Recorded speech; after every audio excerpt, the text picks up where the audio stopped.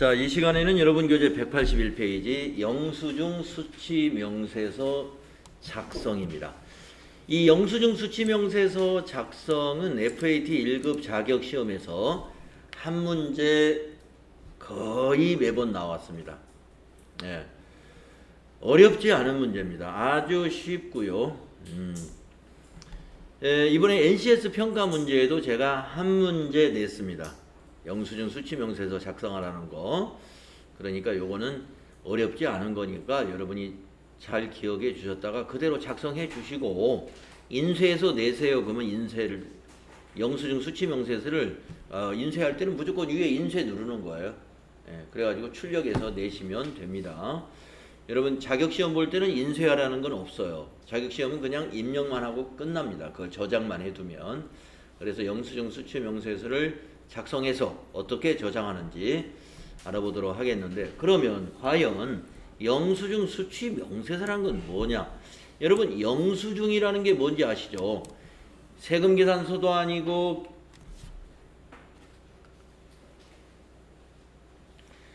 계산서도 아니고 카드, 신용카드 매출전표도 아니고 현금 영수증도 아닌 영수증. 옛날에는 우리가 간이 영수증이라고 했었습니다. 그 영수증을 수취했을 때는 명세서를 작성해야 된다. 명세서를 전부 다 작성하는 것이 아니라 3만원 초과한 거, 3만원 초과한 지출. 우리가 이제 그 간이 영수증을 말입니다. 3만원 이내 것은 그것도 비용으로 인정이 되는데, 3만원 초과해서 지출을 했는데 영수증을 받았다. 그러면 이거 좀 정확히 해야 된다 해서 영수증 수치명세서 작성하고요. 또 가산세도 좀 내야 됩니다. 자, 한번 내용을 읽어보겠습니다. 자, 증빙이라는 것은 거래 상황에 대해서 객관적으로 입증이 가능한 증거 서류를 말하는데, 우리가 이 간이 영수증은 좀 그런 객관적인 신뢰성이 좀 떨어져요. 그래서 옛날에 보면은, 지금도 그런 식당이 있는지 모르겠습니다만, 식사를 하고 사장님 저 영수증 필요합니다. 그러면 사장님이 바쁘니까 영수증을 한 2장 딱 찢어서 줍니다. 이거 가서 쓰시라고. 그러면 내가 밥을 2만원어치 먹었는데 거기다가 3만원어치 먹었다고 쓸 수도 있겠죠. 그런 것들 때문에 객관적인 입증이 가능한 영수증으로서 이 영수증이 조금 오해를 받아요. 자, 일정 사업자와의 거래 건당 3만원 초과 지출 거래는, 그런 시에는 정규 증명서류를 꼭 받아라. 그 정규 증명서류는 무엇이냐? 세금 계산서, 아니면 계산서, 아니면 신용카드 매출전표, 아니면 현금 영수증. 3만원 초과 거래는 이 4가지 정규 증명서류를 수취해야 합니다. 이걸. 근데 수취하지 않은 경우에는 지출증명 미수취 가산세라는 것이 거래금액의 2%만큼 붙게 된다 이겁니다. 100원 영수증이면 2원이니까 1000원이면 20원, 만원이면 200원이 되겠죠. 그러면 10만원짜리 영수증이다 그러면은 2,000원이 되겠습니다. 그래서 2%의 가산세를 법인세 신고할 때 같이 물게 돼요. 정규증명 서류를 수취하지 않은 경우 영수증 수치명세서를 또 작성을 해야 됩니다. 법인세 세무조정할 때. 그래서 제출해야 된다.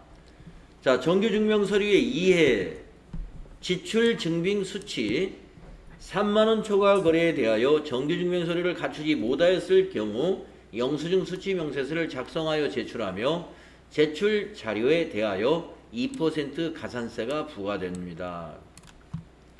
3만원 초과 거래 중 제외 대상 거래가 있으므로 검토하여 함께 제출합니다. 3만원 초과 거래 중에서 제외 대상이라는 건 뭐냐면은 가산세 제외 대상을 말하는 거예요. 그러면 예를 들어서 어떤 것이냐 하면요. 예를 들어서 보험료를 냈어요. 보험료, 자동차 보험료 60만원을 냈는데 정규 증명을 안 받았어요. 보험 증권만 있으면 되니까. 그런 것은 예를 들어서 3만 원 초과 거래인데 정규 증빙이 아니다 하더라도 가산세는 없다 이런 얘기입니다. 그런 것을 검토하는 서류가 뭐예요? 이 작성을 하는 거예요. 영수증 수취명세서를 작성하면서 그런 걸 검토하게 되는 겁니다.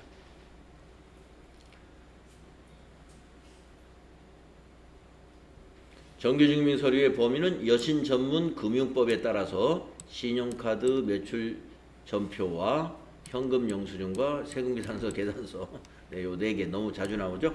자, 밑에 내용 보겠습니다.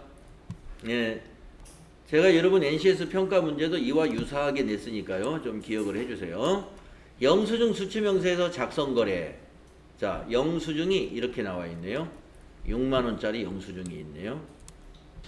그리고 호서문구에서 샀네요. 호서문구에서. 그리고 날짜는 4월 2일 날 샀고요. 화일이 뭐냐면 우리 그 서류 철하는 거, 네, 저 출석부 철해놓은 거 그게 화일입니다. 자, 오른쪽에 내용을 읽어보겠습니다. 업무에 사용할 문구를 호서문구에서 구입하고 현금으로 지급하였다. 회사는 이 거래가 지출증명서류 미수치 가산세 대상인지를 검토하려고 한다. 소모품비로 처리할 것. 여러분 그 문구류를 샀을 때요. 개정 과목은 두 가지로 쓸 수가 있습니다. 어떤 회사는 사무용품비.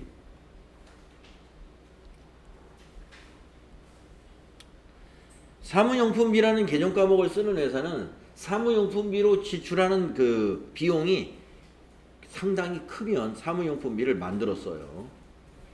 그 다음에 일반적인 회사는 그냥 사무실의 소모품비, 판매관리비 그냥 소모품비로 합칩니다. 뭐 포장할 때 포장지 같은 것도 소모품비, 사무실에 파일이나 볼펜 같은 거 사는 것도 그냥 소모품비.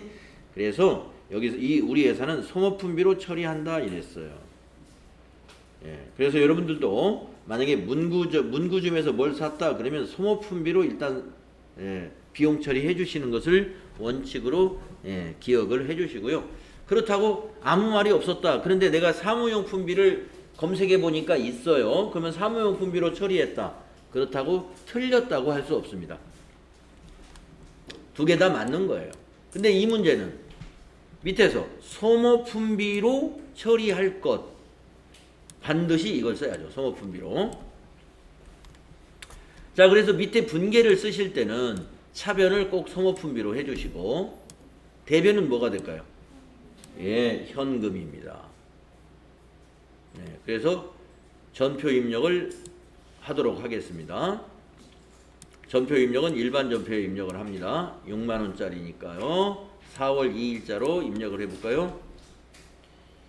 저 4월 2일이면 위에 월을 바꾸시고 4월 2일을 아예 이제 이번에는 하나밖에 없으니까 2자를 위에 넣겠습니다. 4월 2일. 그러면 여기 날짜 입력란이 건너뛰어 버리죠. 여기다 2일 넣었기 때문에.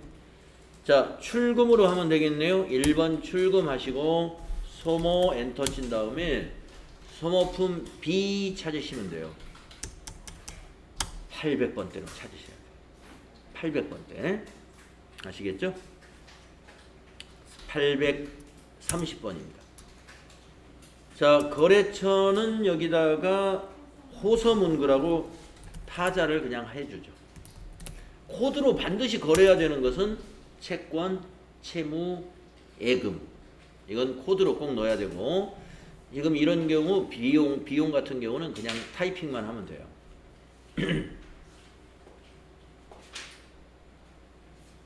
자, 적용은 1번 씁시다. 1번 소모자재 지급, 자재 때 지급. 자, 차변의 금액을 6만원 입력하겠습니다. 6만원 하시면 됩니다. 네, 이렇게 하면 밑에 보시면 분계가 나와 있죠. 차변의 소모품비 6만원, 대변의 현금 6만원. 전표 입력을 이렇게 하신 다음에 이런 문제가 나오시면은 그 다음 작업이 있다는 거. 아까 영수증 수취명세서라는 문제이기 때문에 요 수행 3번도 해야 돼요. 영수증 수취명세에서는요 1번 서식과 2번 서식이 있는데 하나를 작성하면 하나는 자동으로 만들어집니다. 자, 한번 보도록 하겠습니다. 영수증 수치명세서라는 메뉴를 꺼내야 되시는데요. 어떻게 꺼내느냐? 전체 메뉴 가셔가지고 지금 우리가 일반전표 여기서만 지금 계속 했습니다. 오늘 일반전표. 네. 자, 근데 영수증 수치명세서는 이 자리에 있어요. 결산 재무제표 쪽에 있어요. 네, 왜냐면은 세무조정할 때 이거 영수증 받은 거 전부 수치명세서 추가 작성해가지고 가산세 계산해야 되니까 결산 쪽에 있습니다. 자, 우리 미리미리 입력해 놓으면 되겠죠? 자, 영수증 수치명세서 클릭하시고 이 상단에 탭을 보시면 2번과 1번이 있다 이겁니다. 2번과 1번이. 그래서 2번에다 작성을 하시면 1번은 그냥 완성이 되는 거예요. 좀 이따 한번 보도록 하겠습니다. 그러면 여기 작성하는 것은 아주 쉬운 일입니다. 그걸 영수증 보고 그대로 입력만 해주면 돼요. 자, 거래일자는 영수증에 보니까 2020-0402 그죠?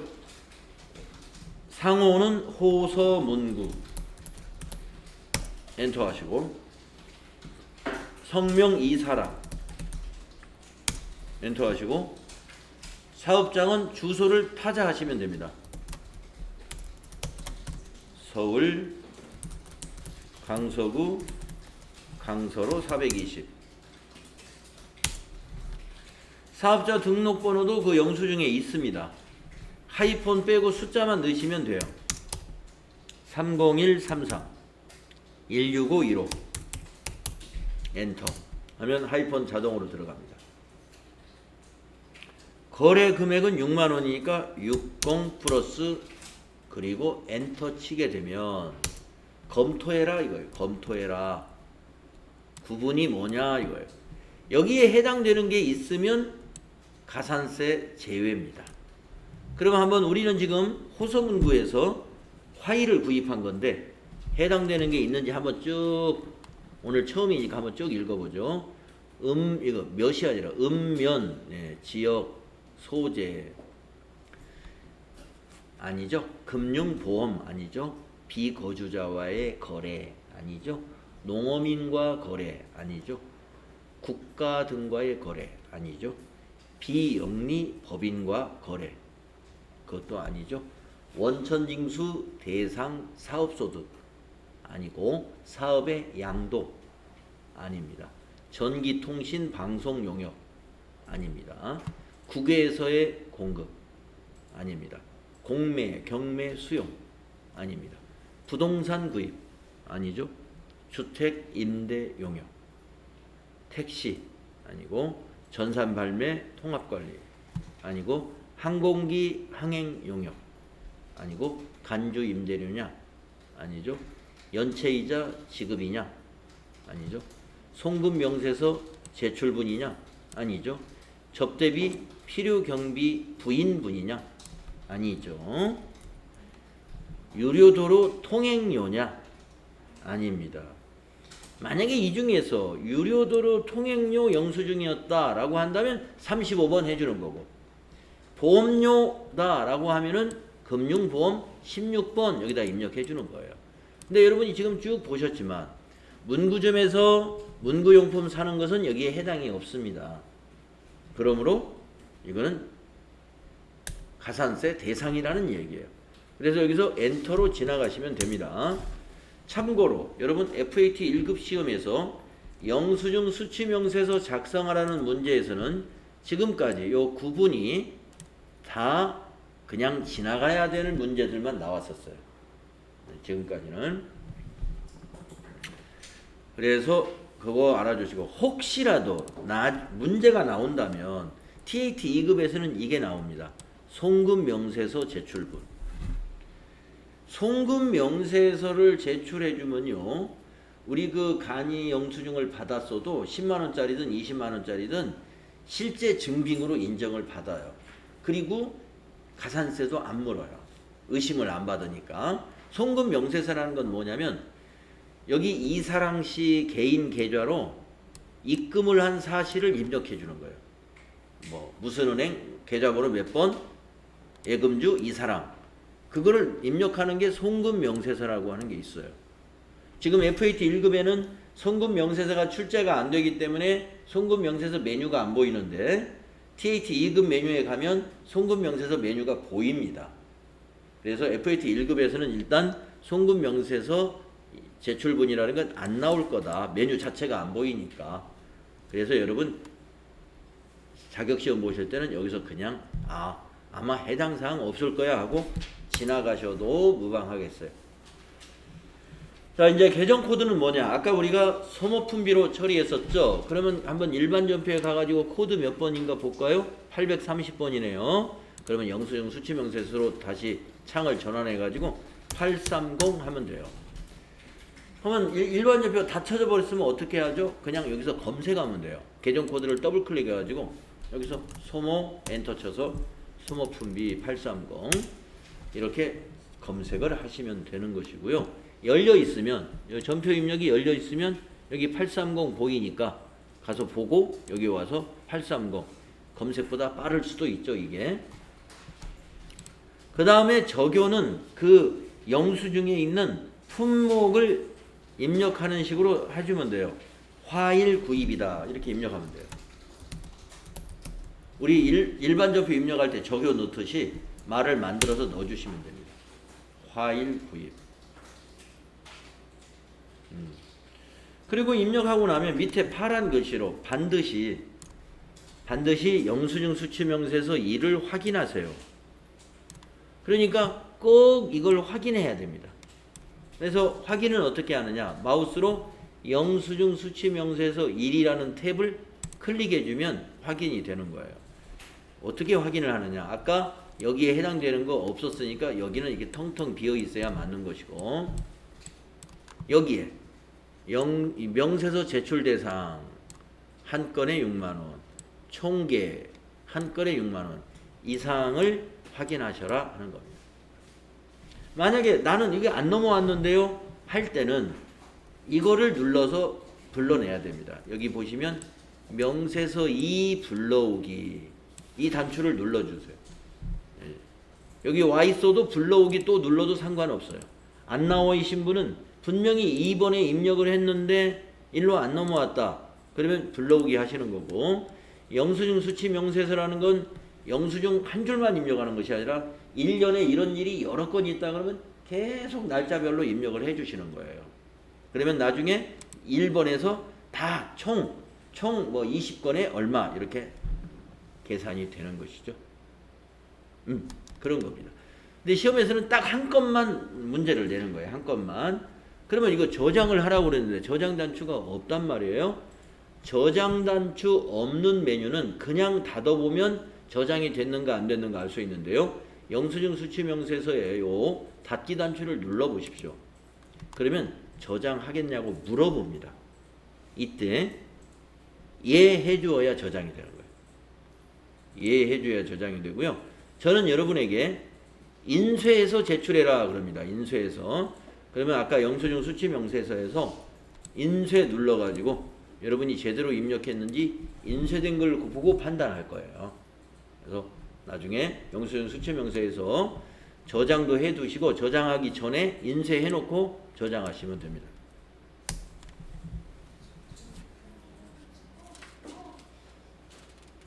네? 상관없어요. 눌러도. 네. 인쇄 누르면 이게 인쇄가 나옵니다. 네. 그래서 이제 시험 볼 우리 NCS 평가는 네, 프로그램으로 채점하는데 시간이 더 오래 걸려요. 그래서 인쇄해가지고 이걸 보고 내가 채점을 한다 합니다. 이렇게 인쇄가 나오고 누가 작성한 것이냐 하면 여기 회사 이름이 여기 나와 있습니다. 상호 주식회사 3일 패션. 근데 여러분 시험 볼 때는 회사 상호를 자기 이름으로 다 바꿀 거예요.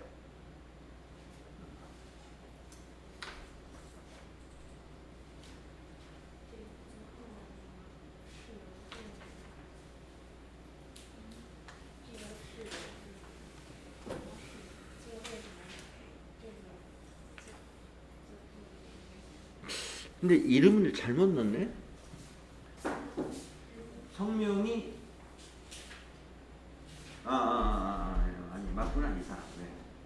산일 패션 사장이 김민지였죠. 네, 그렇습니다.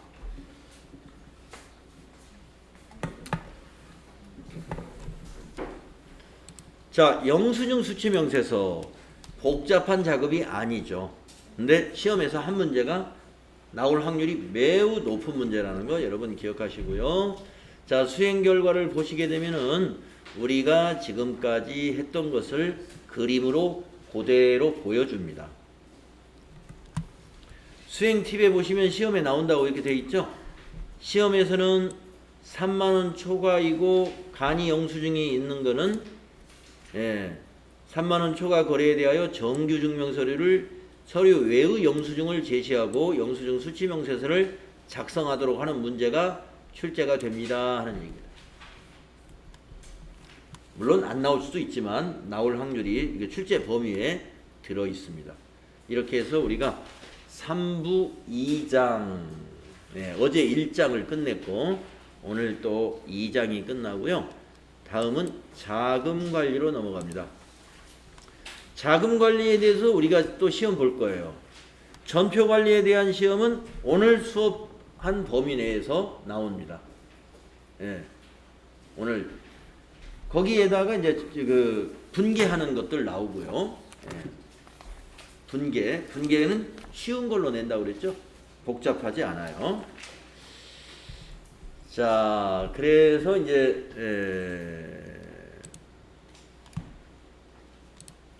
몇 페이지가 되냐 하면은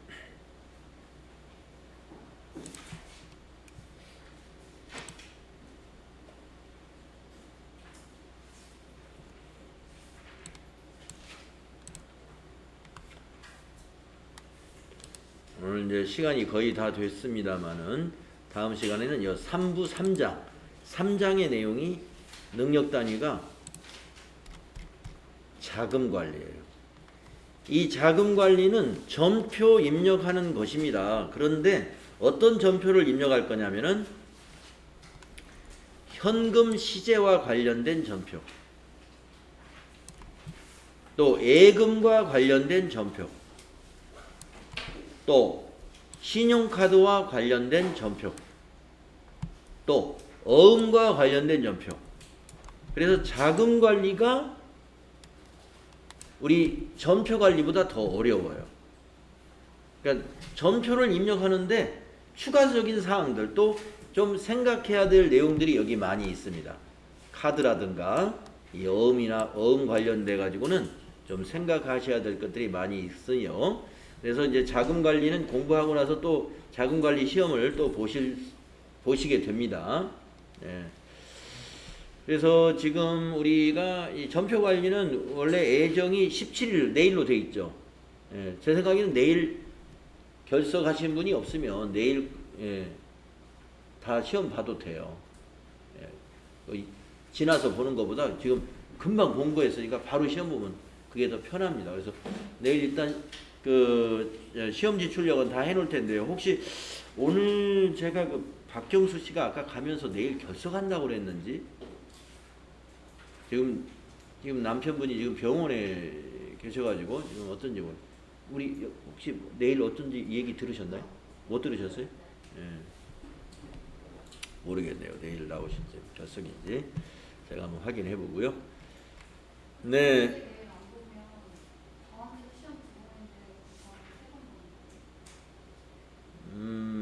다음 주에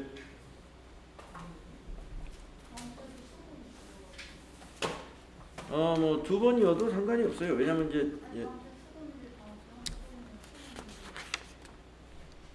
다음 주에 7월 22일 날 자금 관리, 그렇죠. 이제 내일부터 자금 관리 공부하니까 자금 관리 끝나고 자금 관리된 문제 바로 풀어보는 거예요. 시험 보는 거예요. 24일 날 결산 처리가 있네요. 네. 세 번 봐도 됩니다. 네.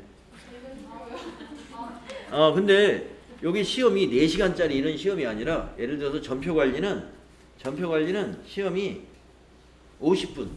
근데 여러분 실제로 50분이 안 걸려요. 빨리 하시는 분은 30분에 다 끝나버립니다. 그러니까 다 시험이 1시간 내에 끝나는 거예요. 그러니까 하루 4시간 수업이니까 시험 본다 그러면 1시간만 시험 보고 나머지는 수업 진도 나가는 겁니다. 그러니까 제가 그 수업 계획 잡아놓은 게 진도에 맞춰놓은 거예요. 전표 관리 끝나고 전표 관리 시험 보고, 자금 관리 끝나고 자금 관리 바로 시험 보고, 결산 처리하는 거 끝나고 결산 시험 보고, 이렇게. 하여튼 상황이 봐서 뭐 미룰 수 있으면 미뤄지는데 못 미루게 됐으면 그날 볼 겁니다. 그래서 네. 네. 저기에서 밑에 나와 있는데 혹시 그거 생각 안 하고 내가 적어도 상관없어요? 네, 상관없습니다. 상관없으시고 시험에서는 아까도 이제 쉬는 시간에 한 분이 질문을 하셨는데요. 시험에서는 저교는 채점을 안 합니다. 정답을 정확히 입력한 걸 채점한다는 건 쉬운 일이 아니기 때문에 저교는 채점을 안 하는데 딱 한 가지만 채점을 해요. 딱 한 가지만. 그거는 제가 뒤에서 이제 실기시험을 연습하는 단계에서 실기시험 준비 입력 시 유의사항이라는 게 있어요. 그거 설명할 때 제가 여러분에게 설명할 거예요. 지금은 우리가 시험 준비라기보다는 업무하는 식으로 지금 전표 입력하는 겁니다. 시험 보실 때는 이거 입력 안 하고, 거래처도 식당이라든가 그 코드가 없는 거래처 같은 경우는 입력 안 할 거예요. 시험에서 채점 안 하는 부분이 있습니다. 네. 그러니까 여러분도 지금 이제 질문하신 거는 지금 이제 시험이 아니라 일반 전표 입력할 때 밑에 있는 거 말고 여기다 타자한다? 아무 상관없습니다. 예. 내용이 터무니없이 틀린 얘기가 아니면, 그 거래를 설명할 수 있는 내용이면 다 맞는 거예요. 꼭 밑에 코드 있는 것을 써야 되는 건 아닌데 딱 한 가지는 꼭 코드를 써야 돼요. 밑에 거. 예. 그거에 대해서는 제가 이제 시간 내서 그 단계에서 왜 꼭 코드를 써야 되는지를 설명을 해 드리겠습니다. 자, 그래서 다음 시간에는 우리 내일이죠. 내일이 금요일인데 내일은 자금 관리를 공부하신다. 자금 관리. 결국에 이제 보시면 전표 입력입니다. 그런데 전표 입력인데 어음 같은 거, 카드 관련된 거를 집중적으로 공부하는 거예요. 네. 자, 오늘 수고 많이 했습니다. 네.